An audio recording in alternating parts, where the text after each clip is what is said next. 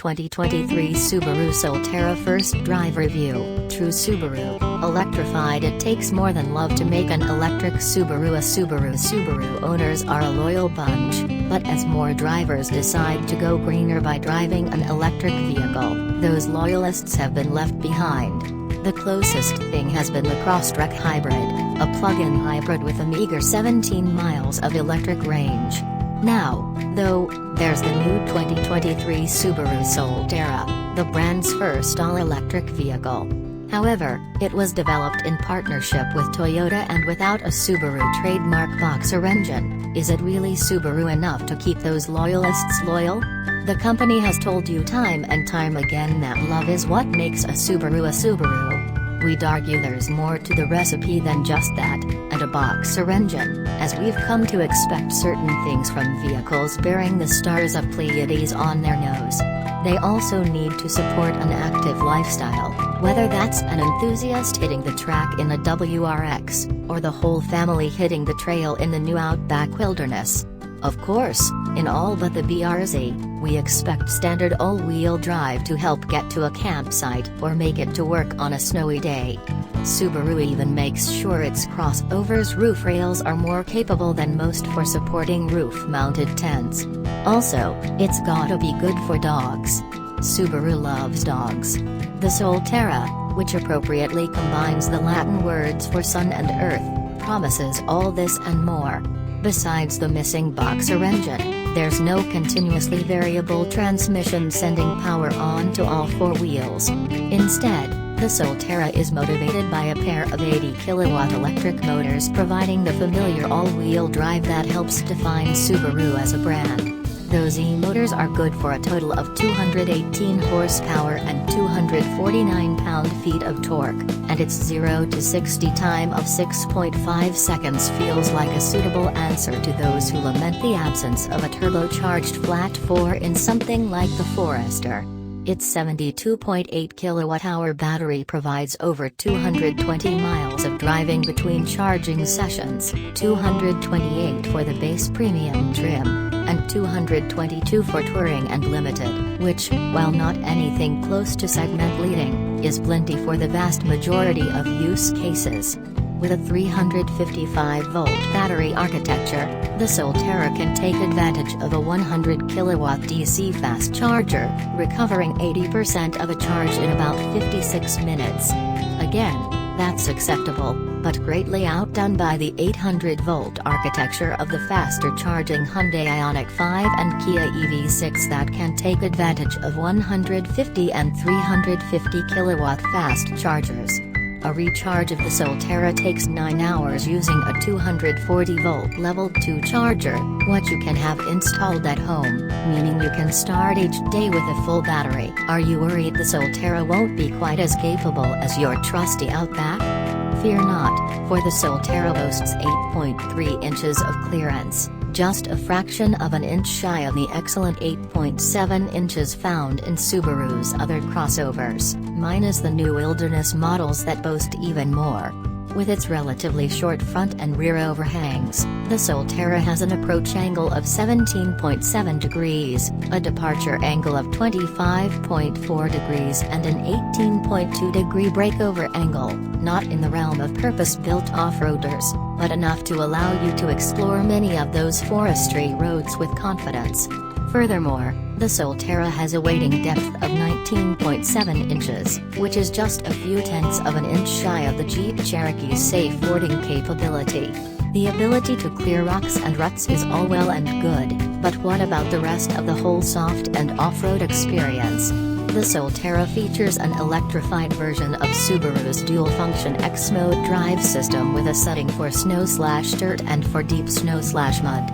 There's also the grip control feature, which is essentially a crawl mode for maintaining an adjustable low speed, especially during steep hill ascent and descent.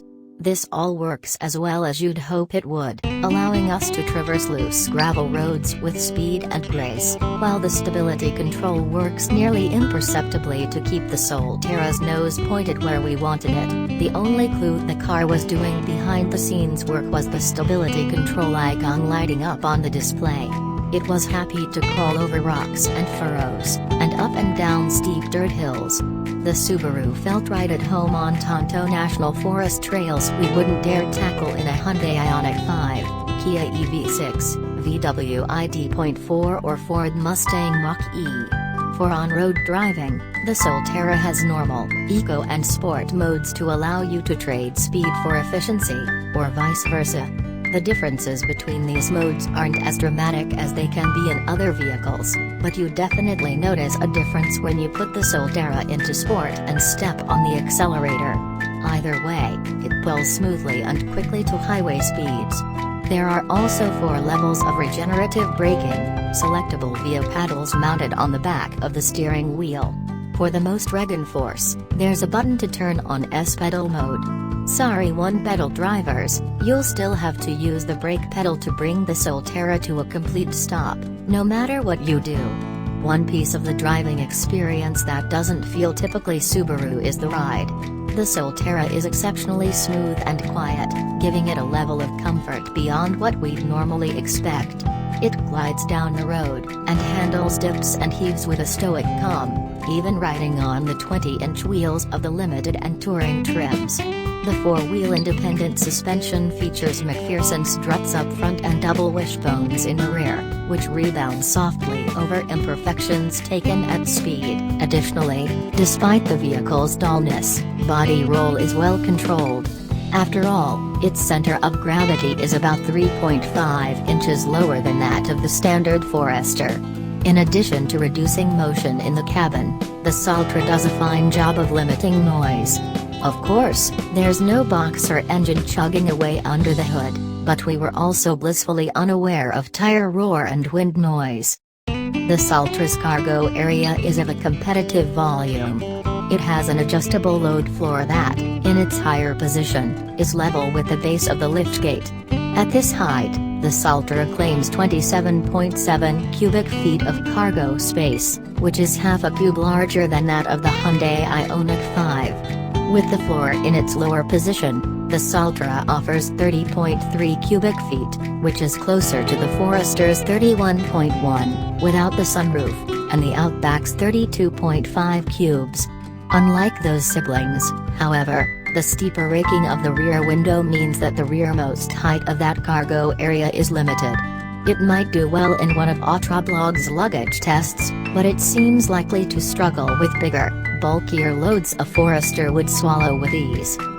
That might include bigger, bulkier dogs, but at least the rear bumper's unpainted plastic extends all the way up to the opening of the cargo space to help prevent a dog from scratching the paint as they hop inside.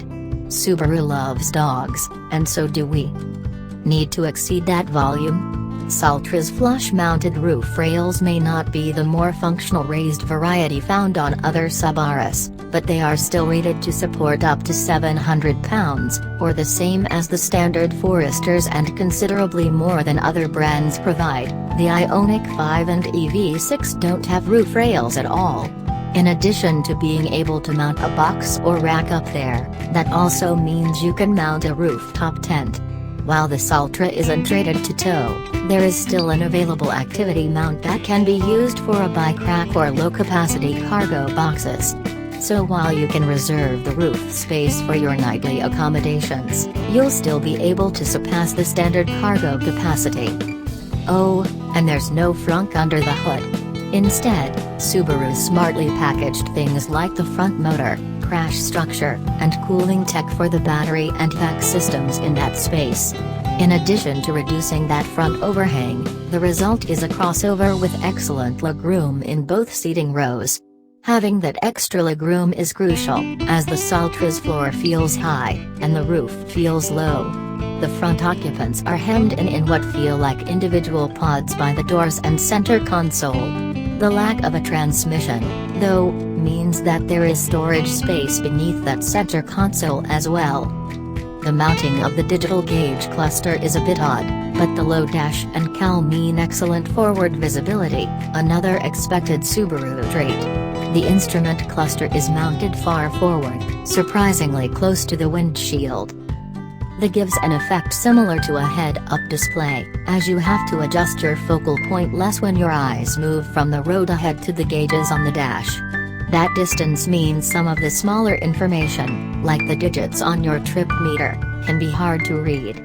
It also means that, depending on your seating position, your view of the instruments might be partially obscured by the steering wheel. We found we had to strike a balance between a comfortable wheel position and our ability to see that digital screen, which we were able to do after some fidgeting. The base Solterra Premium comes standard with an 8-inch infotainment system, and the limited and touring models are equipped with a bright, crisp 12.3-inch unit with cloud-based navigation. Both are effectively Toyota infotainment systems reskinned for Subaru. The larger screen is also home to the 360-degree parking camera feed, a first for Subaru, that's also standard on the two higher trims. They also feature a virtual assistant, so you can give the Solterra voice commands, waking it with the phrase, "Hey, Subaru." It works well, but be careful, as the car can be told what to do by passengers in the second row as well, like we need our backseat drivers having that power. Regardless of the trim level, every Solterra comes with wireless Apple CarPlay and Android Auto as standard. Limited and touring models also have a wireless phone charger on the center console. The Solterra also advertises Subaru's EyeSight driver assistance system, but it's almost certainly Toyota's latest driver assistance systems renamed for Subaru use. This isn't a bad thing. It still employs a camera and radar, while providing a lineup of features that includes adaptive cruise control, lane keeping assist, emergency forward braking, emergency steering assist, pedestrian and cyclist avoidance, lead vehicle start alert and road sign recognition. The Solterra also features blind spot monitoring, auto reverse braking with pedestrian detection, as well as a safe exit assist that warns you if you're opening your door into traffic. In all, we found that the Solterra beeped and nagged us less than our seemingly anxious long-term Forester, and also performed the driving assistance more adeptly and seamlessly. There are still some things we don't yet know about the Solterra, the biggest being pricing. Subaru told us we can expect ballpark competitive pricing with other electric crossovers. That includes, presumably, the Solterra's Toyota BZ4X Twin that we'll be driving in 2 weeks. If the base MSRP can do the limbo under $40,000, we won't be surprised. The Solterra will also be eligible for the full $7,500 federal EV tax credit, along with any other local incentives. We also don't know what sort of charging freebies customers can expect. Subaru is partnering with EVgo, and will offer some sort of incentive through that charging network, but those details haven't been disclosed as of yet. What we do know is that this electric Solterra does, indeed, feel like a Subaru. Customers who have been patiently waiting for an EV from their brand will finally get their chance around the middle of the year. Thankfully, the Solterra lives up to expectations, providing most of the capabilities of the trusty Foresters and Outbacks it will replace in loyal customers' driveways and garages. It will just do it a lot more cleanly and quietly.